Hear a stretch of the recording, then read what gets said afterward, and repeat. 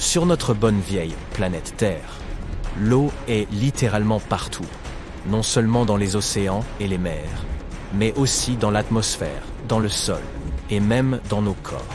Elle recouvre pas moins de 71% de la surface de la planète. Notre globe aurait tout aussi bien pu s'appeler EU au lieu de Terre. Mais ce que se passerait-il si l'eau et la Terre étaient réparties de manière égale? Si la moitié de la planète était constituée de terre et l'autre moitié d'eau, nous allons voir ça. Tout d'abord, expliquons ce que nous entendons par « de manière égale ». Malgré tout ce que nous avons dit précédemment, il n'y a en fait pas tant d'eau que ça sur notre planète. Et non, si tu en faisais une seule goutte géante, elle serait légèrement plus grande que les États-Unis. Et toute cette eau ne représenterait que 0,02% de la masse totale de la Terre. Il s'avère donc que toutes ces horribles profondeurs océaniques inexplorées ne sont en fait pas grand-chose. Maintenant, imagine que nous modifions la composition de notre planète en nivelant le volume d'eau et de terre. Que se passerait-il alors? Nous aurions alors une planète océan assez effrayante. Cette planète ressemblerait à un océan sans fin. Tu aurais peu de chances d'y trouver ne serait-ce qu'une ou deux petites îles. Et si tu en trouvais, elles seraient probablement au sommet d'énormes montagnes sous-marines. Ce monde serait pratiquement inhabitable. Depuis sa surface, tu ne pourrais pas voir le soleil ou quoi que ce soit d'autre dans le ciel. Tu ne saurais pas quelle heure il est, ni où tu te trouves exactement. Tout cela à cause du brouillard et des nuages incroyablement épais. Ce genre de conditions météorologiques serait permanent sur une telle planète. De plus, tu ne saurais même pas où l'eau commence et où le brouillard se termine, car le taux d'humidité serait extrêmement élevé. Mais pourrait-il y avoir encore de la vie? Peut-être à l'intérieur de l'océan lui-même?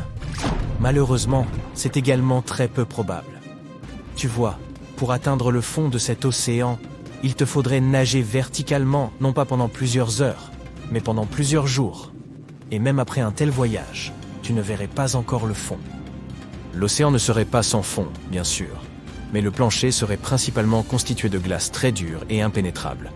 Pas le type de glace auquel nous sommes habitués. Cette glace serait différente. Il en existe différents types, appelés glace vie, etc.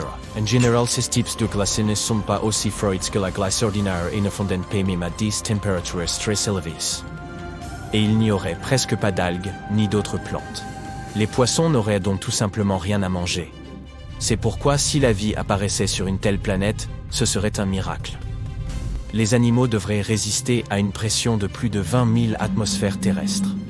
Les monstres les plus terrifiants de la fosse des Mariannes ne seraient rien en comparaison des créatures que tu trouverais sur cette planète océan. Mais est-ce que nous, les humains, pourrions y vivre? Eh bien, théoriquement, oui. Mais ce serait extrêmement difficile. Nous pourrions créer quelque chose comme des stations sous-marines géantes, mais nous aurions encore des milliers de problèmes. Où trouver de la nourriture et d'autres ressources? Comment réparer les choses? Etc. Ce serait donc loin d'être idéal. Nous savons donc maintenant qu'une planète océan n'a rien de très plaisant. Y a-t-il une autre option? Que se passerait-il si la surface de la Terre était composée de 50% d'eau et de 50% de terre? Pour que cela se produise, il faudrait réduire la quantité d'eau actuelle de 71% à environ 50%.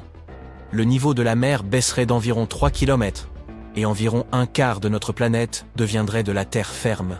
Bien que cela semble peu, les conséquences seraient désastreuses.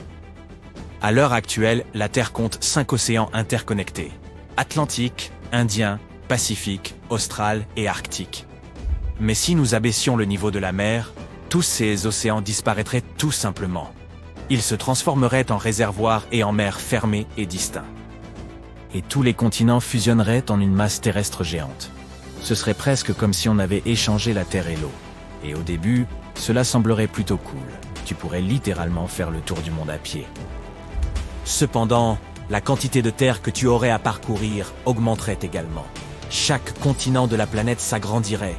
Tout ce nouveau territoire serait à peu près égal à la superficie actuelle de l'Asie, de l'Europe, de l'Afrique et de l'Amérique du Nord réunies.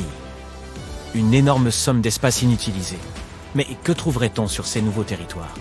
La plupart d'entre eux seraient plutôt plats. Mais là où il y avait autrefois des océans profonds, tu verrais de vastes couloirs et des crevasses abruptes.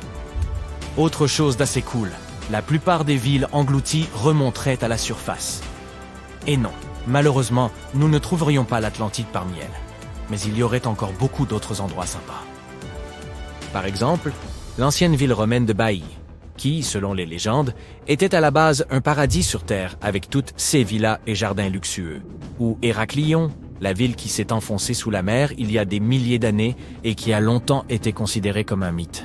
Alors oui, nous pourrions aller visiter tous ces lieux anciens. Mais bien sûr, tout ne serait pas que plaisir et divertissement dans un tel monde. En raison d'une perte d'eau aussi importante, les courants océaniques seraient perturbés, et cela entraînerait de très graves problèmes climatiques. L'océan absorbe la chaleur émise par le soleil. Grâce au courant, cette chaleur est répartie sur toute la Terre, ce qui crée un climat stable et agréable. Mais si ces courants étaient perturbés, les températures sur Terre deviendraient plus extrêmes. Il ferait beaucoup plus chaud près de l'équateur et encore plus froid autour des pôles nord et sud. Et malheureusement, la glace de l'Antarctique ne nous sauverait pas. Ce serait plutôt le contraire. Les régions autour des pôles nord et sud s'assécheraient complètement, se transformant essentiellement en déserts secs et froids. En plus de la chaleur, l'eau absorbe le dioxyde de carbone présent dans l'air. Et comme les océans ne pourraient plus l'absorber, ce gaz commencerait à s'accumuler dans l'atmosphère. Cet excès toxique recouvrirait toute la planète. Les températures moyennes augmenteraient et le globe entier commencerait à s'assécher lentement. D'immenses feux de forêt se déclencheraient et ainsi de suite. Ça te rappelle quelque chose?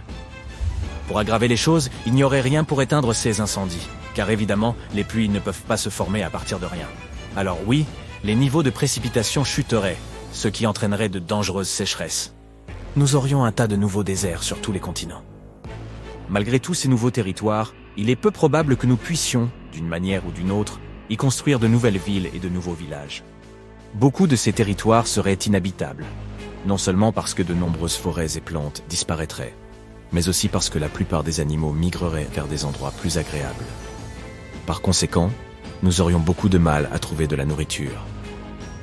Ainsi, toute la vie sur notre planète, les plantes, les animaux et les hommes, devrait s'adapter à de nouvelles conditions de vie. Ils seraient obligés d'évoluer rapidement et de s'habituer à la pénurie d'eau. Les animaux, par exemple, pourraient voir leur taille diminuer à cause de cela. Beaucoup d'entre eux, en raison du manque d'herbe et d'humidité, passeraient à un régime strictement carnivore. Et bien sûr, nous devrions dire adieu à l'énorme abondance de la vie marine. De nombreux poissons disparaîtraient à jamais. Les humains, très probablement, feraient un grand saut évolutif, en arrière. Non seulement parce que nous perdrions un grand nombre de ressources et que nous nous déplacerions vers de nouveaux territoires, mais aussi parce que nous perdrions l'accès à l'une des sources d'énergie les plus importantes au monde, les centrales hydroélectriques.